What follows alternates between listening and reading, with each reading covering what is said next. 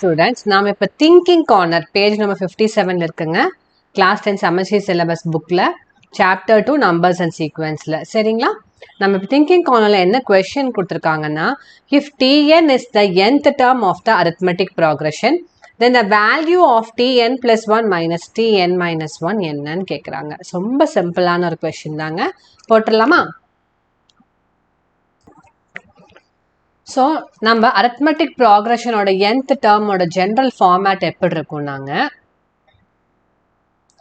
Tn is equal to a plus n minus 1 into d. இந்த formatல தான் உங்களுக்கு இருக்கும். arithmetic progressionல உங்களுக்கு nth term ஓட general format வந்து a plus n minus 1 into d. இப்போ அவங்க என்ன கேக்குறாங்கன்னா, Tn plus 1 minus Tn minus 1 என்னன்னு உங்களுக்கு கேக்குறாங்க. ஓகேங்களா? So, இப்போ Tn plus 1 முதல்ல என்னன்னு எழுதிடலாம். இங்க nக்கு பதிலா n plus 1 substitute பண்ணுவோம். அவ்வளவுதான். So, a plus n plus 1 minus 1 into d. Next, Tn minus 1 that is equal to a plus n minus 1 into d. ஓகேங்களா? So, இதை வந்து நாம கொஞ்சம் simplify பண்ணோம்னா a plus 1 minus 1 cancel ஆயிரும். a plus nd நமக்கு கிடைக்குது. இது வந்து பாத்தீங்கன்னா a plus n minus 2 into d னு கிடைக்குது.